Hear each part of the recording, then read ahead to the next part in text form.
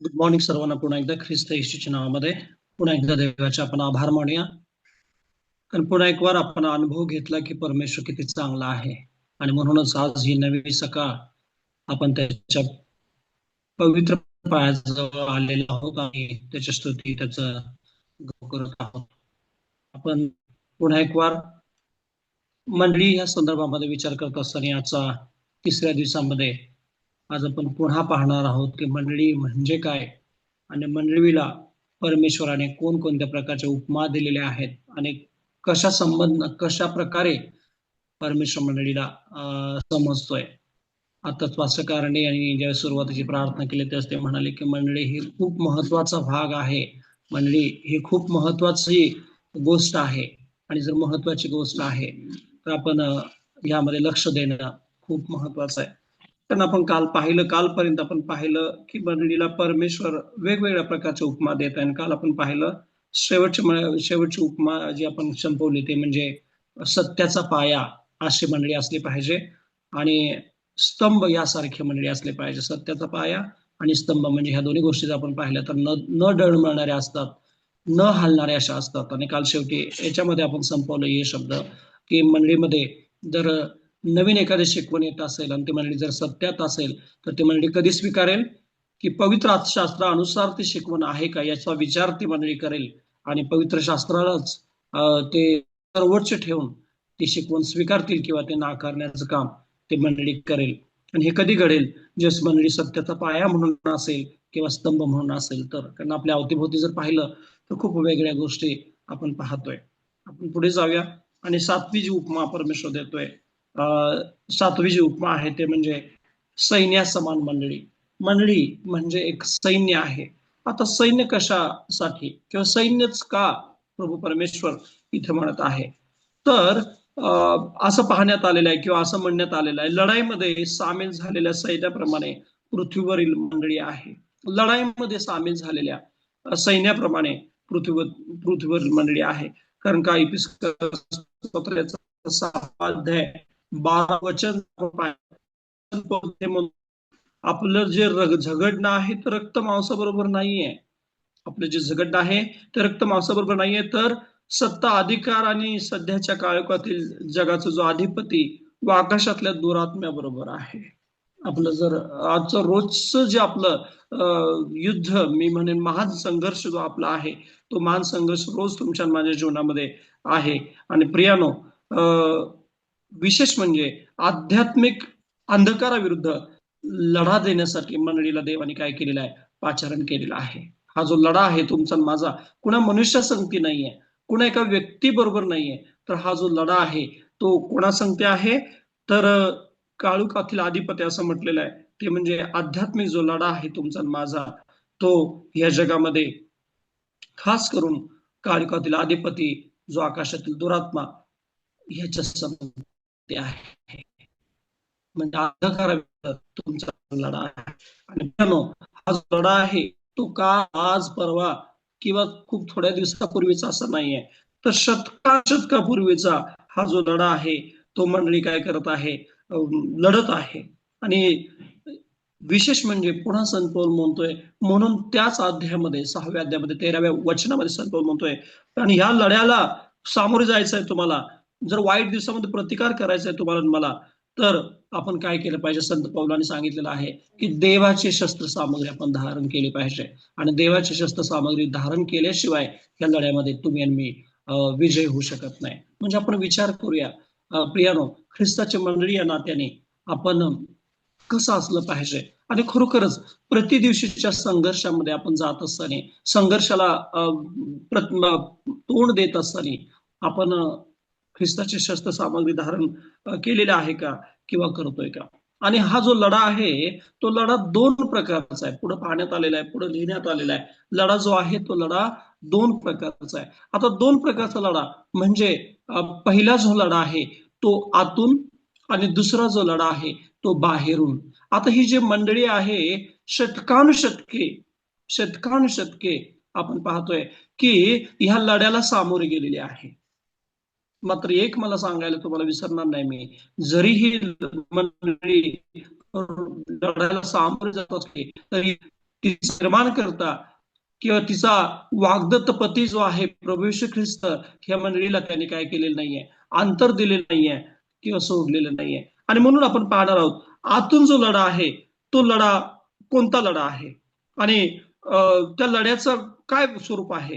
कारण असं म्हटलं आहे की आतून ह्या लढा जो आहे तो त्यामध्ये लक्षणीय अशी वाढ आहे. आणि विशेष म्हणजे हे सर्व जरी झालं त्यामुळे जो सैतान आहे त्या लढ्यामध्ये पराजितच होत आहे. बऱ्याचदा सैतान प्रयत्न करत आहे मंडळीला किंवा देवाच्या लोकांना त्रास देण्याचा. मात्र काय करत आहे, बऱ्याचदा सैतान काय झालेलं आहे याच्यामध्ये अपयशी पण झालेला आहे आणि बऱ्याचदा तो यशस्वी पण झालेला आहे. कारण आतून जो लढा आहे त्याच्याविषयी जर आपण पाहिलं तर इथं म्हटलेलं आहे, जर आपण पाहिलं मत्तयाच्या 13व्या अध्यायामध्ये 24 आणि 25 वचनामध्ये आपण पाहिलं तर तिथे एक दाखला दिलेला आहे. प्रभू येशू ख्रिस्ताने स्वतः तो दाखला दिलेला आहे. तो दाखला असा आहे, कोणी एक शेतकरी किंवा कोणी एक धनी काय करतोय आपल्या शेतामध्ये, एका मनुष्याने शेतामध्ये काय केलेलं आहे, चांगलं गहू पेरलेलं आहे. चांगलं गहू पेरलेलं असताना ते पेरणी होते, ते सर्व कामगार घरी येऊन झोपतात आणि घरी येऊन झोपल्यानंतर त्यावेळेस त्या झोपल्या असता सैतान काय करतोय, त्या गव्हामध्ये निधन पेरतोय. सैतान काय करतोय, त्या गव्हामध्ये निधन पेरतोय आणि असं होतंय की ते दोन्ही एकदम उगवलं जातं, दोन्हींची वाढ होती. आणि मग जे कामगार आहेत त्या धन्याला म्हणतात किंवा त्या मनुष्याला म्हणतात की महाराज आम्ही ते जे पिकामध्ये उगवलेले जे निधन आहे ते निधन काढू काय.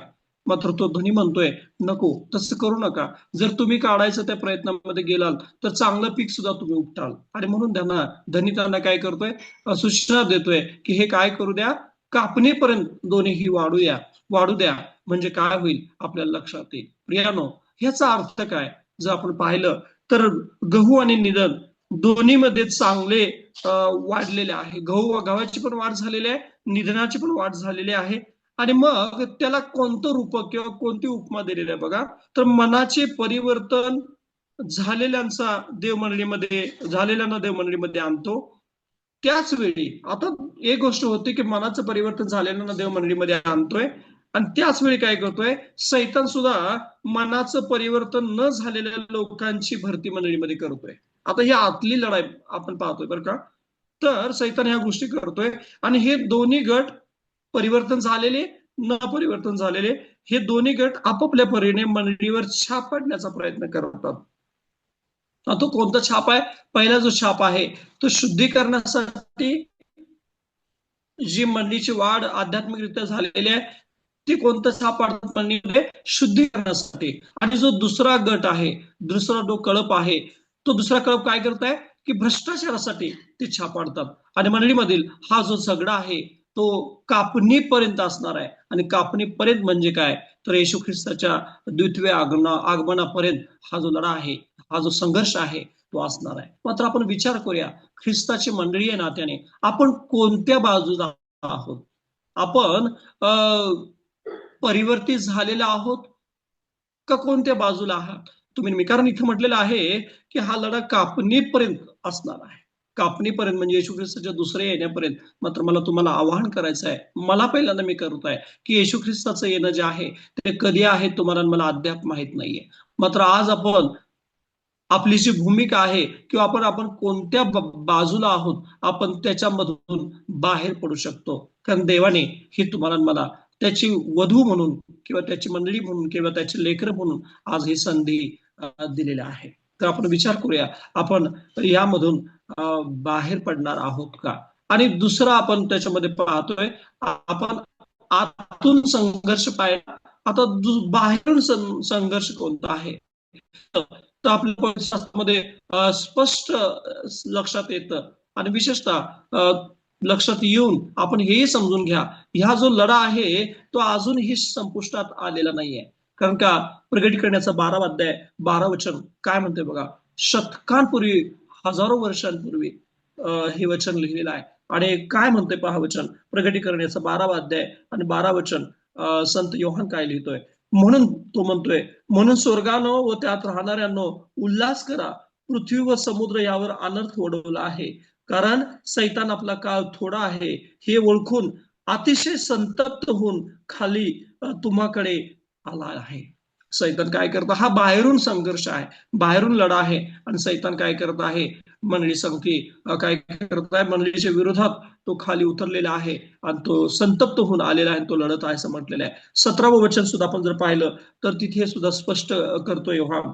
तिथे म्हटलेलं आहे, तेव्हा आजगर स्त्रीवर रागावला आणि देवाच्या आज्ञा पाळणारे व येशूवरील साक्ष, येशूविषयी साक्ष देणारे यांच्या संतानापैकी बाकीचे जे लोक होते त्यांच्याबरोबर लढाई करण्यास निघून गेलेला आहे. जे आज्ञा पाळणारे व येशूविषयी साक्ष देणारे, अशी तुमची माझी मंडळी आहे का? आणि विशेषतः इथं म्हटलेलं आहे, सैतान स्त्रीवरती रागावलेला आहे आणि स्त्री हे पक्ष जे आहे ते प्रकटण्याच्या पुस्तकामध्ये ते मंडळीला संबोधलेलं आहे. आणि पुढे असं म्हटलेलं आहे की येशूने सुद्धा सांगितलेलं आहे की खात्रीपूर्वकच त्याने सांगितलं आहे की जो शेवटपर्यंत टिकून राहील तोच तरेल. मग याचा 24व्या अध्यायामध्ये येशू ख्रिस्त म्हणत आहे की जो शेवटपर्यंत, म्हणजे थोडक्यात हे आपण लक्षात घेऊया, तुमचा माझा जो लढा आहे या पृथ्वी तलावाचा, आतला किंवा बाहेरचा, तो येशू ख्रिस्ताच्या द्वितीय आगमनापर्यंत आहे. आणि द्वितीय आगमनापर्यंत जरी समजा आपण नसलो तर कदाचित तुमच्या माझ्या शेवटच्या श्वासापर्यंत सुद्धा आहे. आणि म्हणून देवाची मंडळी म्हणून आज आपण संत पौलाने आपल्याला काय सल्ला दिलाय की आपण काय केलं पाहिजे, ह्या लढ्याला वैयक्तिकरित्या आपण सामोरे जाऊ शकत नाही, आपल्यामध्ये तेवढी कॅपॅसिटी नाहीये, कॅपेबिलिटी नाहीये, तर आपण काय केलं पाहिजे, संत पौलाने अगोदरच सांगितलेलं आहे की आपण काय केलं पाहिजे, देवाची शस्त्र सामग्री आपण धारण केली काय पाहिजे. कारण का ख्रिस्त आगमनासमयी विजयी मंडळी उदयोन्मुख होईल आणि त्या समयी तो युगानुयुगातील विश्वासक, सर्व जगातील युगानुयुगातील जे विश्वासक आहेत ते काय म्हटलेलं आहे की रक्ताने विकत घेतलेली त्याची गौरवयुक्त मंडळी जे आहे, आणि ती मंडळी कशी असेल, तिच्यावरती डाग सुरकुती किंवा अशासारखं काही नसून पवित्र आणि निर्दोष अशी ती स्वतःला मंडळी सादर करेल. प्रियानो, आज गौरवयुक्त जी मंडळी आहे ती कशी असणार आहे, रक्ताने विकत घेतलेली मंडळी असणार आहे. आणि ते तिचं स्वागत कोण करणार आहे, प्रभू येशू ख्रिस्त करणार आहे. आता ह्या दोन गोष्टी आपण शिकलेल्या आहेत. पुढे आपण पाहणार आहोत याच मंडळीबद्दल. ती मंडळी जी आहे त्या दोन मंडळीमध्ये अजून दोन गोष्टी आहेत, ती म्हणजे मंडळी दृश्य मंडळी असणार आहे आणि मंडळी जी आहे ती अदृश्य मंडळी असणार आहे. आता दृश्य म्हणजे दिसणारी जी मंडळी आहे ती दृश्य मंडळी कोण आहे किंवा काय आहे, तर आपण पाहिलं तर दृश्य मंडळीमध्ये, दिसणारी मंडळीमध्ये एक भाग आहे, तो म्हणजे दृश्य मंडळी जी आहे ती देवाच्या सेवेसाठी काय केलेली त्याची स्थापना आहे. आणि ही जी मंडळी आहे ती सुवार्तेची घोषणा करणार आहे. मग त्याचा 28वा अध्याय 18 ते 20 वचनामध्ये आपल्याला पाहायला मिळतंय की येशू ख्रिस्ताने काय केलेलं आहे, तुम्हाला मला ते प्रतिपादित केलेलं आहे, त्याच्या शिष्यानं प्रतिपादित केलेलं आहे. लोकांना काय करा, शिष्य करा, शिकवण द्या आणि पिता पुत्र पवित्र आत्म्याच्या नावामध्ये त्यांचा काय करा, बाप्तिस्मा करा. एवढंच बोलून येशू ख्रिस्त तिथं थांबत नाहीयेत. येशू ख्रिस्त म्हणतोय की हे केल्यानंतर पहा, मी युगाच्या समाप्ती बरोबर पर्यंत तुमच्या बरोबर असणार आहे. प्रियानो, आपण जर पाहिलं तर ख्रिस्ताने दिलेल्या ज्या महान कामगिरीची परिपूर्ती ही मंडळी करते. जे दृश्य मंडळी आहे, ख्रिस्ताने दिलेली ही जी कामगिरी आहे ती कामगिरी पूर्ण करताना ते मंडळी दिसते. आणि त्याच्या गौरवी आगमनासाठी ती मंडळी काय करत असते, लोकांची तयारी करून घेत असते. आज प्रियानो, हे कार्य तुम्ही आम्ही करत आहोत का? वर्गाचं नाहीये, हे केवळ फक्त बाकीचे जे लोकांचं नाहीये, तर प्रत्येकाचं हे जे काम आहे हे काम प्रत्येकाने करावं, कारण आपण मंडळी म्हणून आहोत अशी देवाची इच्छा आहे. विशेष म्हणजे ख्रिस्ताने विशेष करून निवडलेल्या साक्षीने जग प्रकाशमान होईल. ख्रिस्ताने निवडलेल्या साक्षीने जग प्रकाशमान होईल आणि त्यांच्याप्रमाणे त्यांचं जे सेवाकार्य आहे ते होईल. आणि म्हणून प्रियानो, ते सेवाकार्य कोणतं आहे, तर ती दिनात सुवार्ता सांगतील, ती दिनात सुवार्ता सांगतील, भग्न हृदयांना आराम देतील आणि निरोगी करतील आणि ठेचलेल्यांची सोडवणूक करतील. आणि विशेष म्हणजे आंधळ्यास दृष्टी देणे, धरून नेलेल्यांची सुटका करणे आणि परमेश्वराच्या प्रसादाच्या वर्षावाची घोषणा करणे, हे ती मंडळी जे आहे ते कार्य करेल. आणि हे जे आहे ते आपण लूकाचा 4 अध्याय 18 आणि 19 वचनामध्ये आपल्याला पाहायला मिळतंय. हे दृश्य मंडळीचे काय आहेत, लक्षण आहेत, किंवा दृश्य मंडळी जी आहे ती अशा प्रकारची असणार आहे. आता त्यामध्ये दुसरा मुद्दा आपण पाहिला तर आपल्याला अदृश्य मंडळी ही उपमा सुद्धा दिलेली आहे. आता दृश्य मंडळी आपल्या डोळ्यासमोर जे दिसणाऱ्या गोष्टी करेल आणि ती कार्य जे आहे ते सर्वजण पाहतील.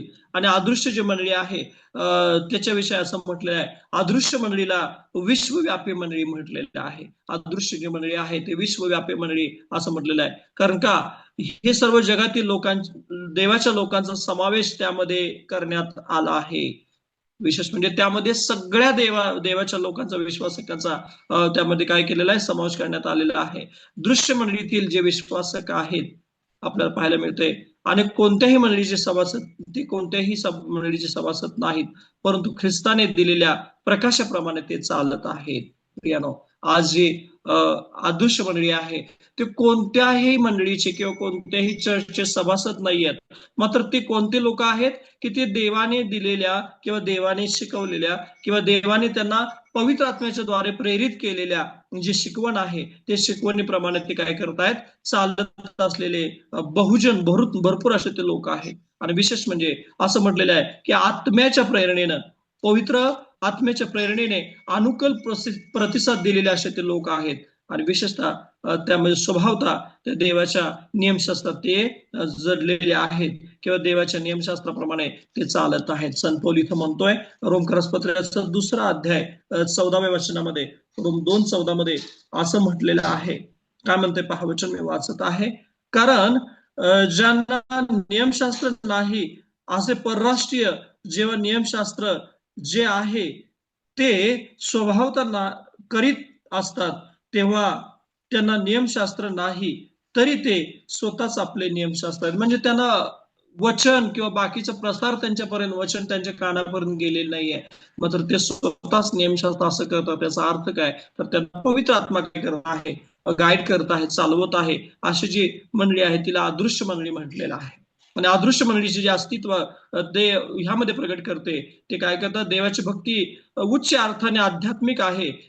देवाची जी भक्ती आहे ती उच्च अर्थाने आध्यात्मिक आहे. आणि म्हणून येशू ख्रिस्त म्हणालेले आहेत योहान 4 अध्यायामध्ये, येशू ख्रिस्त म्हणत आहेत की खरे उपासक जे आहेत ते आत्म्याने व खरेपणाने पित्याची उपासना करतील, कारण आपले उपासक असे असावे अशीच पित्याची इच्छा आहे. योहान 4:24 मध्ये हे वचन आहे. कारण प्रियानो, आपण पाहिलं खऱ्या उपासकांच्या आध्यात्मिक स्वरूपामुळे मानव प्राण्याला देवाच्या मंडळीत कोण सहभागी आहे आणि कोण नाही याची खातर जमा करता येत नाही. मात्र पुढे आपण पाहिलं तर आपल्याला कळतं, लक्षात येतं की पवित्र आत्म्याच्या द्वारे देव आपल्या लोकांना अदृश्य मंडळीतून दृश्य मंडळीच्या संघटनेमध्ये मार्गदर्शन करतो. आणि म्हणून येशू ख्रिस्त म्हणतोय योहान 10:16 मध्ये, या मेंढपाळातील नव्हे अशी माझी दुसरी मेंढरी आहेत, तीही मला आणली पाहिजेत. ती माझी वाणी ऐकतील, मग एक कळप व एक मेंढपाळ असं होईल. प्रियानो, येशू ख्रिस्त म्हणून म्हणत आहेत की दृश्य मंडळी तर आहेच आहे, मात्र त्या दृश्य मंडळीतूनही अजून काय असे मेंढरा आहेत की ते त्यांना सुद्धा मला आणलं पाहिजे, कारण ती माझी वाणी ऐकतील आणि मग एक कळप आणि एक मेंढपाळ असं होणार आहे. आणि प्रिया, किती महत्वाची गोष्ट आहे. केवळ दृश्य मंडळीतच ते संपूर्णतेचा, देवाच्या सत्याचा, प्रेमाचा आणि सहभागितेचा अनुभव घेऊ शकतात, कारण त्याने दृश्य मंडळीला आध्यात्मिक दाने दिले आहेत आणि त्याद्वारे मंडळीतील सभासदांना सामुदायिकरित्या आणि वैयक्तिकरित्या बोध करण्यात येतो. देवाने दिलेल्या ह्या दानांच्या द्वारे, ही पवित्र आत्म्याच्या दानाच्या द्वारे देव काय करतोय, त्या मंडळीतील लोकांचा वापर आणि उपयोग करून घेतोय. पौल म्हणतोय, पौलाविषयी जर आपण पाहिलं, पौलांचं जेव्हा मन परिवर्तन झालं तेव्हा देवाने त्याचा दृश्य मंडळीशी संबंध जोडला आणि नंतर मंडळीच्या कार्यात मार्गदर्शन करण्यासाठी त्याची नेमणूक केला. पौलाच्या बाबतीत जर आपण पाहिलं तर आपल्या लक्षात येतंय प्रेषितांची कृत्याचा 9वा अध्यायामध्ये जर आपण वाचलं तर पौल जो आहे तो काय करताय, मुख्य याजकाकडून पत्र घेऊन तो बाहेर पडलेला आहे. कोणासाठी, तर ख्रिस्ती लोकांचा, खऱ्या ख्रिस्ती लोकांचा छळ करण्यासाठी. आपण पाहतोय दिमिश्कच्या रस्त्यामध्ये तो जात असताना जो पौल आहे त्याला देवाची वाणी मिळालेली आहे आणि आपल्याला पाहायला मिळतो त्याला प्रकाश पाहिलेला आहे आणि स्वतः येशू ख्रिस्त त्याला म्हणतोय की शौला शौला माझा तू का छळ करतोयस. आणि मग आपल्याला पाहायला मिळतंय जो शौल होता त्याचं पौलामध्ये रूपांतर झालेलं आहे. म्हणजे तो जो शौल आहे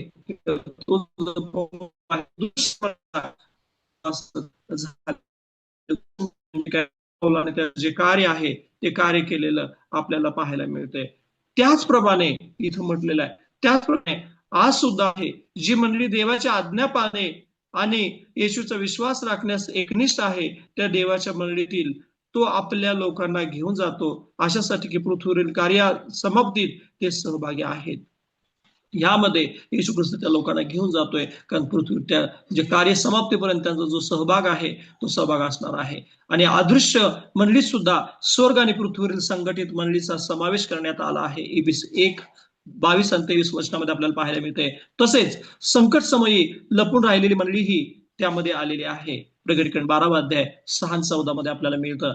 कारण सैतान मंडळीला काय करत आहे, त्रास देत आहे किंवा तिचं काय करत आहे, त्याच्यावरती संकट आणत आहे. आणि आज प्रियानो, दृश्य आणि अदृश्य मंडळीविषयी जर आपण पाहिलं तर ह्या गोष्टी आहेत. म्हणून आपण विचार करूया, आपण जी मंडळी आहे ते सैन्यासमान आपण मंडळी असली पाहिजे. आपण जी मंडळी आहे ते दृश्य मंडळी समान आपण असलं पाहिजे.